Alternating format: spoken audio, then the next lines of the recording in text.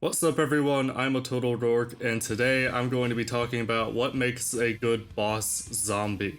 Boss zombies have been a part of the game mode since World at War, and since then they've evolved into a core mechanic of the game mode.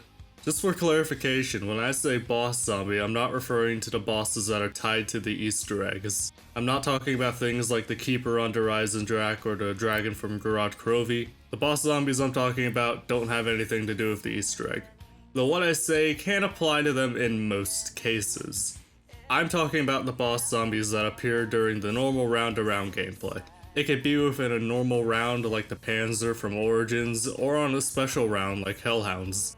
Speaking of the Panzer, I'm going to use him as an example throughout this video because he falls into all three categories I'm going to talk about. The first point is character design. The boss needs to look cool, it needs to be intimidating.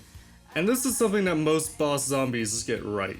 The only ones I can think of off the top of my head are the denizens from Transit. They just kinda look goofy. George can kinda fall into that category. He's just a normal looking dude, granted he's very tall and has some demonic overtones in his voice. But once he gets aggravated, his appearance becomes much more zombie-like and he starts chasing you really fast. So he narrowly escapes. The Panzer is an example of good design. He's a huge walking tank, but he's really fast. The siren that announces his arrival amplifies his intensity, and the sound effects impose his presence. We'll talk more about this going forward. At the end of the day, this is the least important point, and I wanted to lead with it because it was the least important and just get it out of the way. The other 2 points are much more important and actually relate to the gameplay. In my opinion, the most important thing a boss zombie can do is change the way the player plays the game when they spawn in. If a player notices that a boss zombie spawned in and plays exactly the same way, then the boss has failed. Let's apply this to some boss zombies so you can understand what I mean. The Panzer Soldat is again a wonderful example. When you're playing Origins, the first 7 rounds are a mad dash to prepare yourself and build up your strength so you're able to take down the Panzer. Some players do this by getting the staff, some get all the perks and hit the box hoping for a ray gun or another strong weapon, some try and even get Pack-a-Punch open.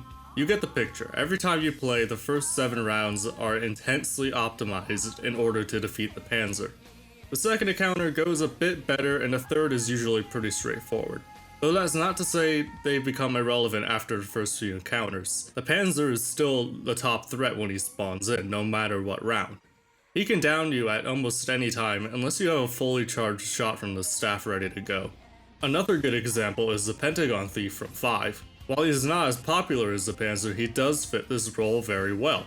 When I play 5, I always delay turning on power. I'll get enough points to open the entire first and second floor, as well as get Jug and a Pack-a-Punch to M1911. The reason I do this is because I want to be prepared for when the Pentagon Thief spawns in, and I'm rewarded for doing so. Not only do I complete that round very quickly, I also get to keep my weapon and get a bonfire sale, meaning I can upgrade my second weapon for cheap.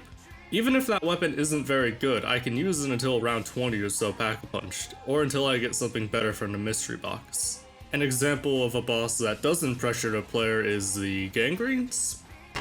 Giganese.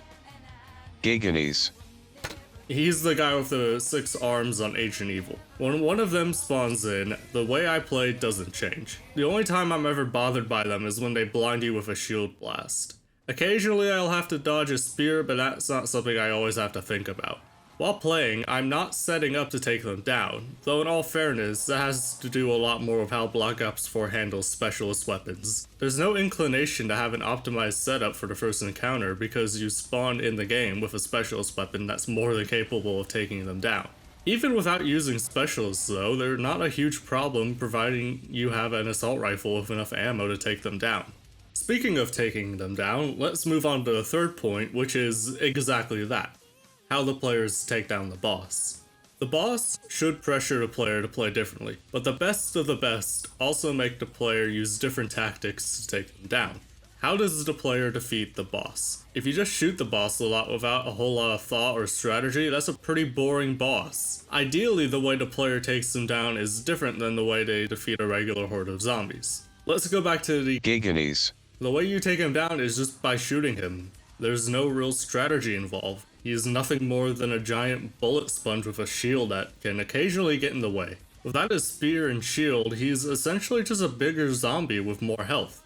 The best example I can think of is the Margwa from Shadows of Evil. Rather than being a bullet sponge, the player needs to take out its 3 heads when their mouths are open. With each head that's destroyed, the Margwa gets faster and more aggressive. It also has an incredibly strong attack, so it's important for the player to maintain distance. This of course gets harder and harder with each head that's destroyed. Look at the way I'm taking down the Margwa in the gameplay here. Normally I'm training outside the Ruby Rabbit, but when a Margwa spawns in, I have to move out of the way in order to keep distance. My playstyle immediately changed when the Margwa spawned in. Additionally, the Wonder Weapon doesn't affect the Margwa, so you can't just spam shots at him and hope for the best. So those are my thoughts on what makes a good boss zombie and what makes a bad boss zombie. Let me know your thoughts in the comments below, leave a like and subscribe if you enjoyed. Thanks for watching, I'll see you in the next video where hopefully I'll be playing through Alpha Omega for the first time.